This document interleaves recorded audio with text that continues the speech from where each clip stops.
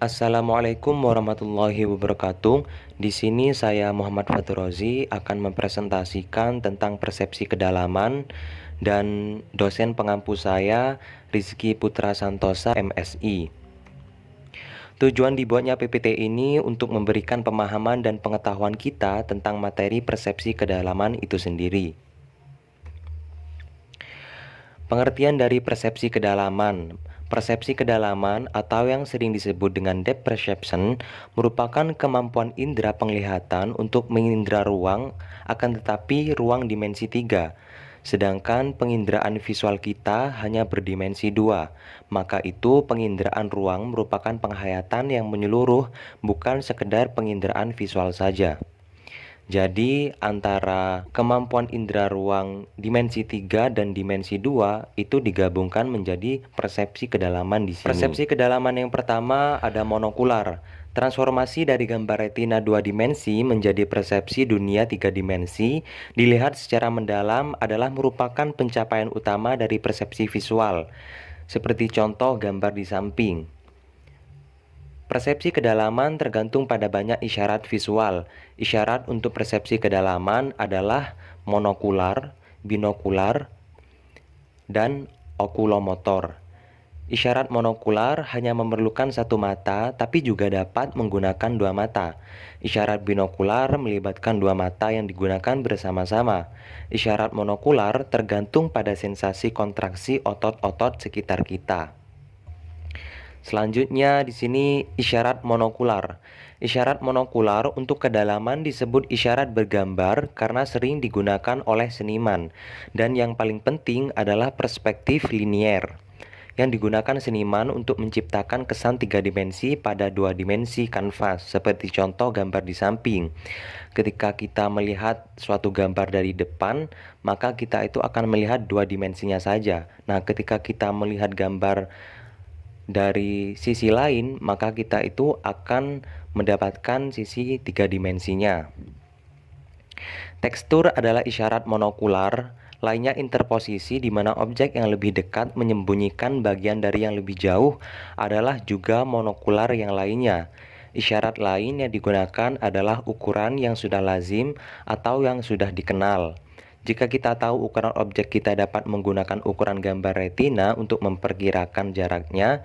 Selanjutnya, mengaburkan tidak ada blur pada fiksasi titik dan meningkatkan lebih cepat pada jarak yang lebih dekat daripada yang lebih jauh. Dan yang terakhir di sini ada paralaks gerak, di mana melibatkan transformasi pada gambar retina yang dibuat keduanya ketika mengamati gerakan. Seperti contoh gambar di samping, ketika gambar A ditransformasikan ke gambar B, akan terjadinya bentuk yang berbeda. B di sini binokular. Isyarat binokular yang merupakan sedikit perbedaan atau keadaan titik seimbang pada gambar yang diproyeksikan pada retina kedua mata kita saat melihat sebuah adegan. Seperti contoh gambar di samping, ketika kita menggunakan mata kiri kita, maka yang terlihat adalah tangan kita menutupi bangunan tersebut. Nah, sementara ketika kita menggunakan mata kanan kita, maka jari kita tidak menutup bangunan yang berada di belakang jari kita tersebut. Begitu pula dengan contoh-contoh yang lainnya. Disparitas binokular menghasilkan stereoposis sangat kuat pada jarak dekat. Stereoposisi melibatkan fitur yang cocok dalam input dua mata, disparitas. Binokular menghasilkan stereoposis, kemampuan untuk melihat dunia secara 3 dimensi. Keuntungan subjektif yang besar dari penglihatan binokular dijelaskan oleh Susan Barry pada tahun 2009. C. Okulomotor. Isyarat okulomotor, isyarat bergambar yang dibahas sejauh ini, semuanya dapat digunakan dengan baik oleh satu individu. Seperti mereka yang memiliki penglihatan utuh, persepsi kedalamannya juga tergantung isyarat okulomotor berdasarkan kontraksi otot mata. Salah satu syaraf tersebut adalah frekuensi mata menoleh ke dalam, fokus pada objek yang sangat dekat daripada objek yang jauh.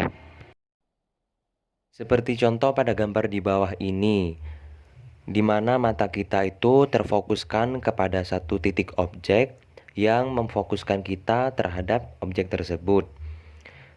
di mana tidak ada perubahan dalam objek-objek tersebut ketika ditangkap oleh retina mata kita.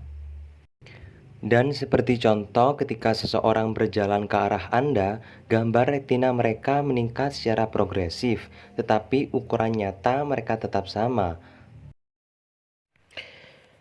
Dan yang selanjutnya di sini ada isyarat kombinasi atau integrasi. Salah satu kemungkinan adiktif menggabungkan atau mengintegrasikan informasi dari semua syarat. Dan kemungkinan lainnya adalah seleksi menggunakan informasi hanya dari satu isyarat saja. Menurut Bruno dan Kating tahun 1988.